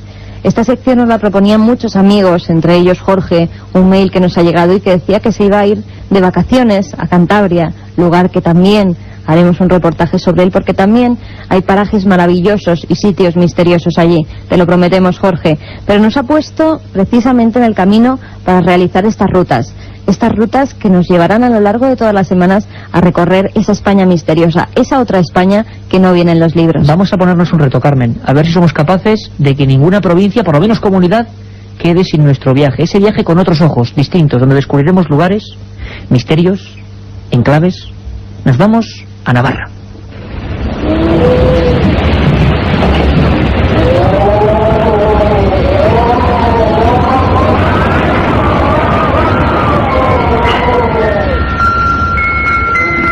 Situada en el maravilloso valle Valdizarbe, se alza una de las ermitas más sorprendentes de la ruta jacobea.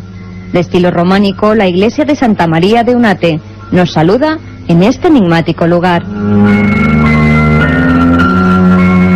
Dicen que se trata de un enclave lleno de fuerzas positivas, de energías telúricas que irradian desde el cercano cruce de caminos. Los constructores sabían que era un lugar mágico, destinado a facilitar el proceso de ascensión del alma de los fallecidos, muertos que fueron enterrados y posteriormente hallados por cientos en los alrededores de la iglesia.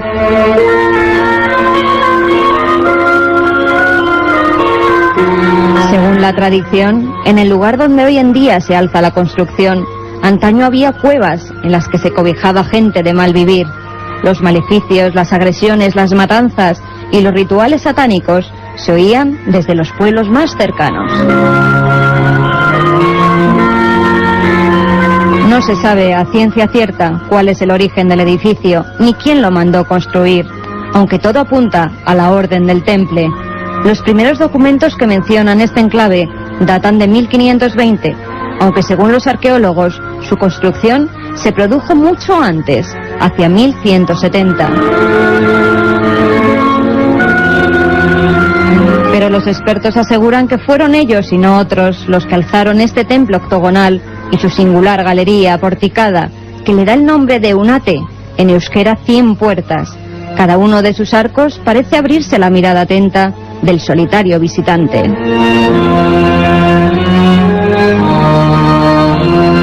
Los bafomets o machos cabríos que los templarios adoraban nos muestran sus rostros demoníacos, sus penetrantes ojos, el terror de sus expresiones y los cuernos que surgen del cráneo hacen que un escalofrío recorra el cuerpo del forastero.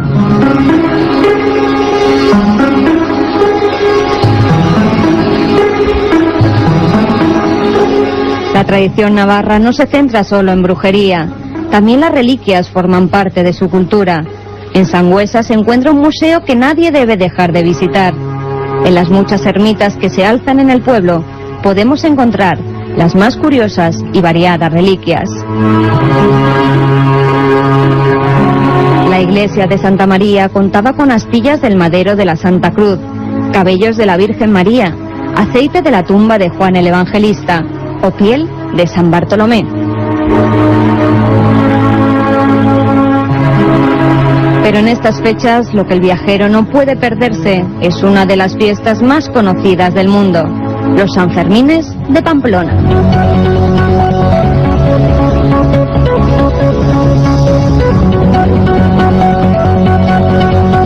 Mañana, 6 de julio, cientos de miles de personas gritarán ¡Viva San Fermín! Y el cohete o chupinazo anunciará el comienzo de 9 días de alboroto, en las que la ciudad, siempre tranquila, cambiará el color verde de sus parques por el blanco y rojo de la alegría. Desde las 7 de la mañana los mozos se concentrarán por las calles del Casco Viejo, periódico en mano esperando la salida de las bestias, que recorrerán 800 metros de emoción y peligro. Nuestro patrón, espectáculo sin igual, retransmitido a todo el mundo, y que en su esencia es un ritual perdido en la bruma de los tiempos, donde hombre y toro bailan con la muerte.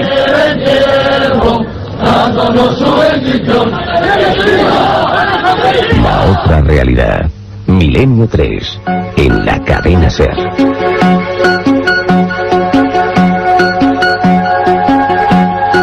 Pues aquí estamos, Milenio 3. Son las 11 menos cuarto de la noche de este formato nuevo de los sábados. Y importante, ya están abiertas todas las líneas. Vamos a empezar a dar rienda suelta a vuestras peticiones, críticas, sugerencias. Milenio 3 con número @cadenaser.com. Milenio 3 con número @cadenaser.com.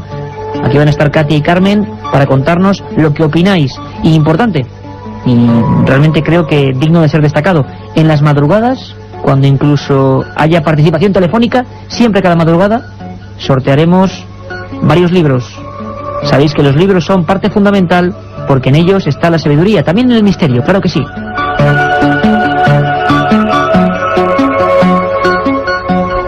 Y ahora lo que creemos importante es también, bueno, pues complacer a tantos amigos de Milenio 3 que se han ido incorporando con el tiempo y que nos preguntabais por temas clásicos, temas que han sido tocados en la Sábana Santa, las Casas Encantadas, un sinfín de historias relativas a ovnis, los templarios, conspiraciones. Bueno, ¿qué hemos querido hacer?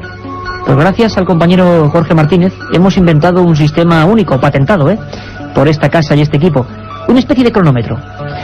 Es difícil contar en 60 segundos muchas cosas, pero a veces 60 segundos son suficientes y valen más de cualquier imagen.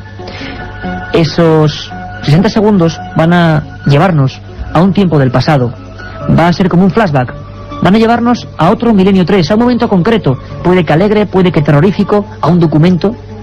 Después, en 60 segundos, saltará por supuesto la alarma y seguiremos nuestro rumbo en el presente. Les preguntabais muchos por la zombificación, por los muertos vivientes de Haití. ¿Leyenda? ¿Realidad? ¿Fraude? Tuvimos aquí, más o menos hacia el mes de enero del 2003, a Juanjo Revenga, de la Sociedad Geográfica Española, que convivió con ellos, que pasó meses junto a ellos, llegando a donde no ha llegado ningún hombre blanco. Nos contó historias terribles, algunas de ellas la que se refería al polvo zombie, esa especie de sustancia del pez globo que, expulsada o soplada sobre la cara del incauto, le llevaba en estado de catalepsia, y luego con extraños rituales se desenterraba personas que habían sido dadas por muertos. Y en ese programa Juanjo Revenga nos trajo documentos que tienen la fuerza de ser, como él dice, grabados allí, en las ceremonias, de noche, con gente clavándose púas en las carnes, con personas bebiendo sangre, a tan solo unos centímetros de la grabadora. Pues si os parece, vamos a hacer eso. Cada sábado lo haremos. Irnos al pasado, un viaje a otro tiempo, con el crono en marcha. Esto es un minuto del pasado.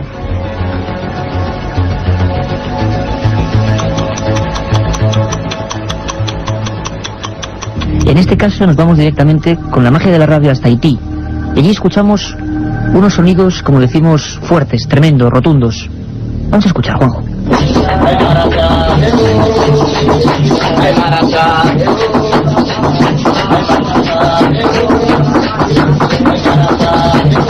Estamos escuchando a unos brujos. Aquí estamos en una ceremonia vudú en las montañas. Hay unas 50 personas tocando tambores, cantando, y está el Ungán, el sacerdote que va a ser poseído por el Loa, por el espíritu, y es el que le concederá el poder, ¿no? Para ello el sacerdote baila, se mueve entre ellos. Estabas allí, sí, esto no viene a ningún sitio. Esto es grabado por Juanjo Revenga. Está apretado el botón del rec por mí de este sonido.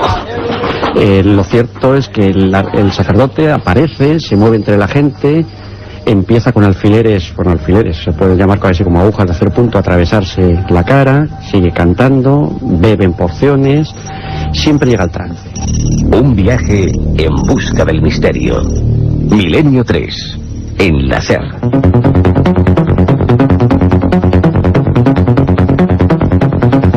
Y saltó la alarma que nos decía que no había tiempo para más, pero da de mucho, ¿verdad? Cuando son terribles, como en este caso, 60 segundos son como 60 libros, 60 universos. Y Y después de los zombies, dejándolos a un lado, desde luego que a veces parece mejor que es, bueno, no verlos, ¿no? No coincidir con ellos. Las historias que nos contaba Juanjo Revenga eran de poner los pelos de punta. Él estuvo 3 días, si no recuerdo mal, sin conciencia. Aparecía en una habitación, tumbado, le habían echado, había sido demasiado arriesgado, le habían echado en plena cara el polvo zombie. El polvo, como dicen ellos, pudre. Bueno, y ya estamos en plena recta final. milenio3@cadenaser.com, milenio3 con número @cadenaser.com. Katia Rocha, compañera, un montón de mails, buenas noches, un montón de mails sobre un tema de plenísima actualidad. Pues sí, la verdad es que es sorprendente, porque después del programa que hicimos la semana pasada, el domingo pasado, sobre los psico-killers, hay cantidad de emails que nos preguntan qué coincidencia que justo hagamos el programa y esta semana haya pasado a disposición judicial el supuesto asesino de La Baraja. Nos preguntan varios que si lo hemos hecho aposta. Bueno, pues mira, ya no gustaría, ¿no? Pero vamos. Desde luego, hombre, si ha servido para que el culpable, vamos a ver si toda la investigación llega ahí. Supuesto culpable. Claro, el tal Alfredo es él, pues hombre, desde luego todos los programas son pocos, pero son las serendipias, ¿no, Katia? Casualidades imposibles. La semana pasada con Salvador Ortega, que ha intervenido luego en otros programas de la cadena SER, uno de los pioneros de la policía científica, y dicen que el máximo, yo lo afirmo, por supuesto, experto en psicoquilos en España, nos hablaba, si te acuerdas, de cómo atrapó el alarropiero, que llevaba 48 muertes a la espalda, él mismo cómo lo atrapó. Y hablábamos de algunos casos sueltos, y de repente esto, el asesino de La Baraja. Desde luego, la próxima semana, todos los datos de la investigación. Tenemos un mail que hemos recibido de Alonso, dice que tiene 21 años y que quisiera tener información sobre algunos de nuestros libros, sobre enigmas, y además algo que recapitule todos los programas que estamos haciendo, o si pensamos hacer alguna sección, como habrá visto nuestro amigo, hemos rescatado ese minuto de lo que ha sido un programa de Milenio 3. Y haremos muchos más, y iremos a viajar por España, y creo que incluso hay posibilidad de hacer un recuento terrorífico, os lo aviso, de las grandes películas de terror, esas que de alguna forma, por algo, por una escena, por un sentimiento, por una sensación, nos han marcado. Cine de terror, pronto aquí en Milenio 3. Y los libros, bueno, pues cantidad, vamos a hablar de eso ahora precisamente. Al final presentamos un libro el día 9 miércoles, estáis todos invitados, todos los amigos de Milenio 3, ahora lo comentará Carmen Porter. Importante, la web amiga de este programa, milenio3.net o ikerjimenez.com, que es exactamente lo mismo, ikerjimenez.com, con un gran esfuerzo, con buenos amigos como José Manuel García Bautista y Rafa Cabello, y el permiso de esta casa, por supuesto, hacemos que miles de personas cada semana puedan escuchar, si no han podido llegar a tiempo, hay creo 80 programas de Milenio 3 a vuestra disposición. El horario preocupa mucho a los oyentes y la mayoría pues se felicitan, bueno, muchísimas gracias, nos felicitan al equipo porque en el horario de verano quieren aprovechar para escuchar más la radio, escuchar el programa. Entonces nada, recordamos que hacemos doblete, sábados y domingos de 10 a 11 de la noche y por supuesto el programa de las madrugadas, la madrugada del domingo al lunes de 3 a 4 de la mañana, ese magazine que tanto éxito está teniendo. Y por ejemplo, dos de los oyentes que nos lo han preguntado son Manolo Liguero de Huelva y también Nuria Fernández, ambos muy preocupados por el horario de verano. Esas madrugadas donde entran en la conciencia, en las habitaciones y en los lugares mejor que nunca esas dramáticas historias que tú cuentas, las leyendas urbanas. Verás la semana. Más mails, Carmen. Diego Cabanillas ha estado escuchando el programa y dice que quería saber si podríamos tratar en algún programa algo referente al mito de la Atlántida. Si es verdad que se ha descubierto ahora o que puede ser esa ciudad que ya citaba Platón. ¿Qué hay más de la Atlántida? ¿Quién más ha hablado sobre ella? ¿Hay alguna leyenda que sepa, que nos diga algo? Vamos a intentarlo, Carmen, con los especialistas. Hay varios en España, curiosamente, arqueólogos prestigiosos que andan buscando esas ruinas por debajo de las aguas. Tendremos su voz y, por supuesto, como siempre, vosotros opinaréis. Gran cantidad de emails nos llegan desde Latinoamérica, tanto México como Chile, Argentina. Preguntan si vamos a hacer un Milenio 3 especial para Latinoamérica. En muchas ocasiones, pues no van muy desencaminados, porque quizá en un futuro se puede hacer. Desde luego, está mal que yo lo diga, pero interesados ya alguno hay. Bueno, vamos a ver, ojalá sea posible, Katia. Y es que, tú lo sabes bien, en Sudamérica, Hispanoamérica, hay una gran cantidad de enigmas, hay una gran cantidad de interés en estos asuntos. Incluso muchos de los casos que aquí hemos tratado han sido solo pues ocurridos en Chile, como hoy empezábamos el programa, en Argentina, en Perú. Así que desde luego los temas son comunes y lo que es importante es que estamos con todos vosotros, amigos, al otro lado del charco.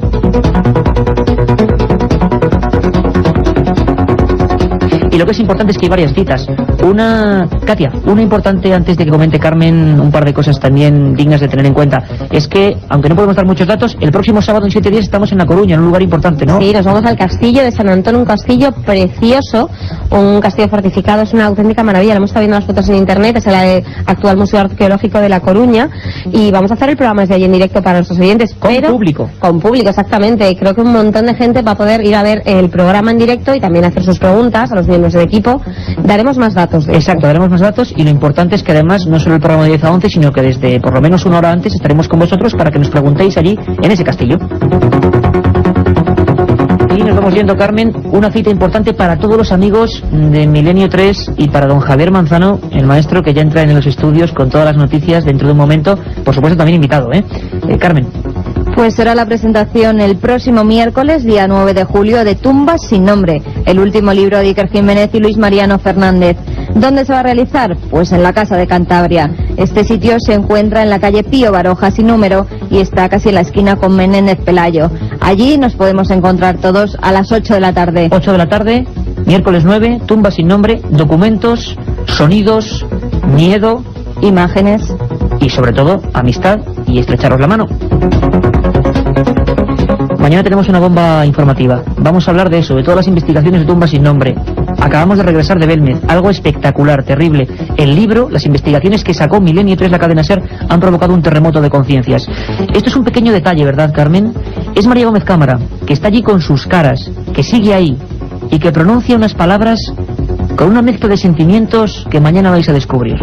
Tumba sin nombre. ¿Y sabe por qué se llama tumba sin nombre? Porque hay una lápida aquí en la esquina de la cabeza que no tiene el nombre. Por eso lo han puesto.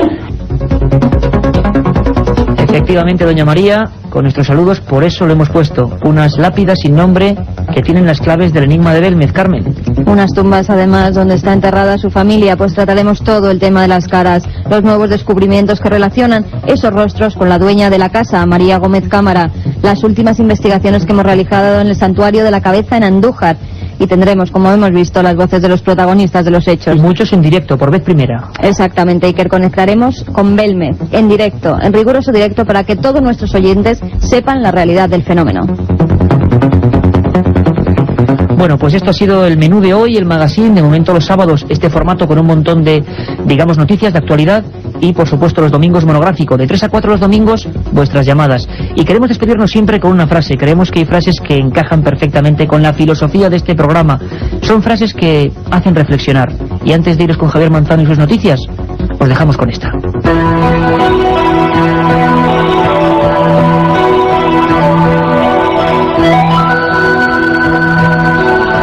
Decía Albert Einstein, lo más incomprensible del mundo es que sea incomprensible. La otra realidad. Milenio 3.